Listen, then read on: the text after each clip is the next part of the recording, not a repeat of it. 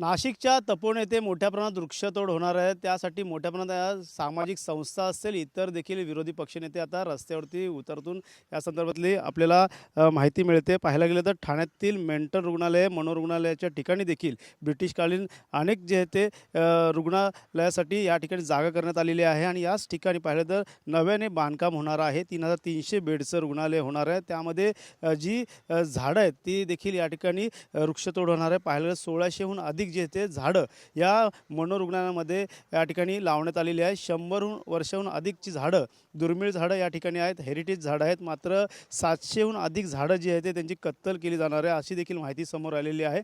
मात्र राष्ट्रवादी शरदचंद्र पवार पक्षाच्या वतीने ठाणे जिल्हा अध्यक्ष मनोज प्रधान यांनी मनोरुग्णालया ठिकाणी भेट देऊन या ठिकाणी अधीक्षकांना निवेदन देण्यात आलेलं आहे.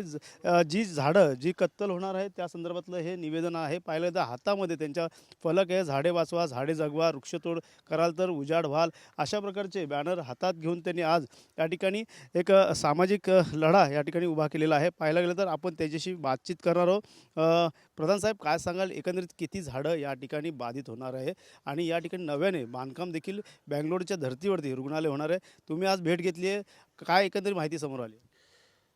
आमच्या माहितीप्रमाणे PWDनी महानगरपालिकेला 734 झाडं तोडण्याची परवानगी मागितलेली आहे. त्यात 303 झाडं टोटली तोडण्याची आणि बाकी ट्रान्सप्लांट करायची त्यांनी परवानगी मागितली.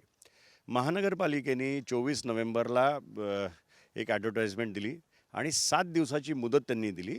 या 7 दिवसात जर कोणाला याच्याबद्दल काही आक्षेप असेल तर त्यांनी नोंदवावा. सर, आज जर तुम्ही इकडे बघितलं तर 700ची परवानगी मागतात, पण किमान 1700 झाडं तर ऑलरेडी तोडलेली आहेत.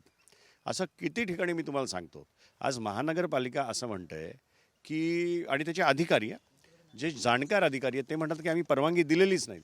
जर परवानगी दिलेली नाही आणि अशा प्रकारचं कत्ल होत आहे तर मग ह्याला जबाबदार कोण आहे? आज ठाणे शहरातल्या एका नागरिकाला जर एक फांदी तोडायची असेल, त्याच्या घरावर पडणार असेल, हानी होणार असेल असं वाटलं तरी त्याला 3-4 महिने फक्त परवानगी घ्यायला लागतात. आज 7 दिवसात किती झाडं त्यांनी तोडलेली आहेत बघा. म्हणजे ते सांगायचं तात्पर्य हे की त्यांनी झाडं तोडायला सुरुवात आधी केली आणि नोटीस नंतर दिली आणि नंतर 7 दिवसाचा पिरियड दिला. तर आमचं स्पेसिफिक म्हणणं आहे की जसं जस्टिस ओक साहेब सुप्रीम कोर्टचे सांगतात की मर्डरपेक्षाही मोठा गुन्हा ह्याच्यावर दाखल झाला पाहिजे, अशा प्रकारचा गुन्हा दाखल व्हावा PWDच्या अधिकाऱ्यांवर, महानगरपालिकेवर, असा राष्ट्रवादीचं म्हणणं आहे. आपल्या माध्यमातून मला ठाणे शहरातल्या लोकांना सांगायचं आहे की जसं तपोवनसाठी NGOज उतरले, नाशिकचे नागरिक उतरले, तसं ठाणे शहरात तुम्हाला उतरण्याची गरज आहे. आमच्यासारखा पक्ष तुमच्या मागे उभा राहील, पण खऱ्या अर्थाने जे पर्यावरणप्रेमी असतील त्यांना खऱ्या अर्थाने खालती उतरण्याची गरज आहे. मुख्यमंत्र्यांकडून काय मागणी असणार एकंदरीत तपोवन होऊ नये यासाठी? ठाण्यातील जे हेरिटेज झाडं आहेत त्यापैकी तुमचं म्हणणं? साहेब, असं आहे की मी आजच यादी स्टडी करत होतो. या मेंटल हॉस्पिटलमध्ये 15 हेरिटेज झाडं आहेत. ह्या झाडांची वय म्हणजे 65पासून 100 वर्ष आहेत. आता पहिले तर आम्हाला ही माहिती घ्यायची की ह्या 15 झाडांमधलं कुठल्या झाडाला यांनी हात लावला आहे का. ते झाल्यानंतर मग आम्ही पुढच्या ह्याच्यावर येऊ. मुख्यमंत्री साहेबांना मी एकच सांगेन की आम्ही कुठेही डेव्हलपमेंटच्या विरोधात नाही. 3,300 बेडचं जर मेंटल हॉस्पिटल बनत असेल, जे देशातलं सर्वात मोठं मनोरुग्ण असेल, तर आम्हाला त्याच्यात काही हरकत नाही, आम्हाला त्याचा विरोध नाही आहे. पण आम्ही पर्यावरणप्रेमी जनता आहोत. एक ग्रीन कवर ज्या पद्धतीने तोडणार आहेत या ठाणे शहराचं, त्याच्या विरोधात आम्ही नक्कीच आहोत. ठाणा स्टेशनसाठी त्यांनी साधारण 15 एकर जमीन दिलेली आहे. ती हँडओव्हर केल्यानंतर सुपरिटेंडंट मेंटल हॉस्पिटलचे हे म्हणतात की त्याच्यात झाडं होती का, तर होती. ती तोडली का आम्हाला माहीत नाही, आम्ही तर ऑलरेडी हँडओव्हर केलं आहे.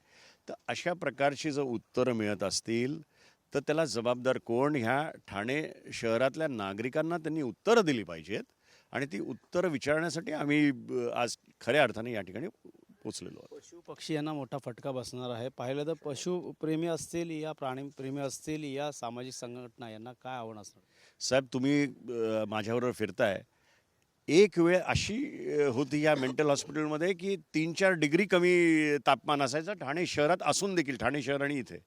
आज परिस्थिती अशी आहे की म्हणजे अक्षरशः विरान झालेलं आहे. आजही आपल्याला चिमणी वगैरेचे आवाज येत आहेत. पुढच्या 2-3 वर्षात हा विषय पण संपलेला असेल. त्यामुळे कुठेतरी प्लॅनिंग करताना विजनरी माणूस या ठाणे शहरात असला पाहिजे, जो हे प्लॅनिंग करेल.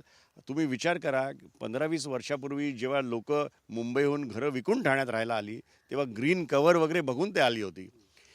अजून 15-20 वर्षांनी काय कॉन्क्रीट जंगल हे ठाणे शहर बनेल याचा आपल्याला विचारही करता नाही. शेवटचा प्रश्न, पुढचं पाऊल का असणार? राष्ट्रवादीचं आज निवेदन दिलेलं आहे, जर झाडाची कत्तल जर झाली तर पुढचं पाऊल का असणार? साहेब, सर्वात प्रथम म्हणजे जसं महानगरपालिकेने सांगितलं की PWDचा आमच्याकडे प्रस्ताव आला आहे, पण आम्ही अजून परवानगी दिलेली नाही.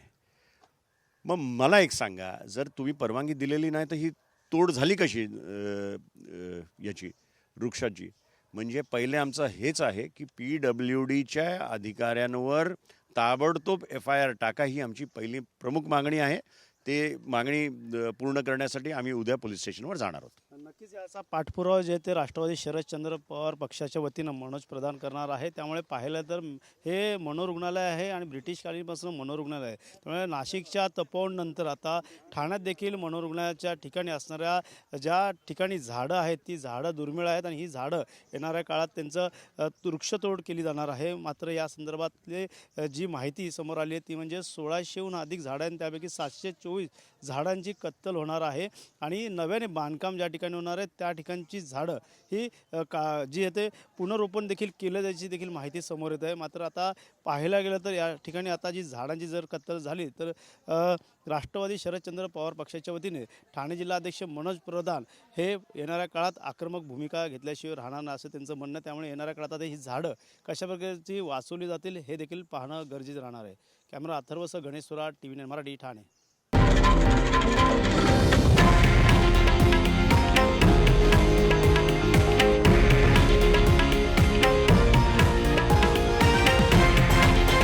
हे आहे देशातील नंबर 1 न्यूज नेटवर्क आणि आपण पाहत आहात TV9 मराठी, एकमेव.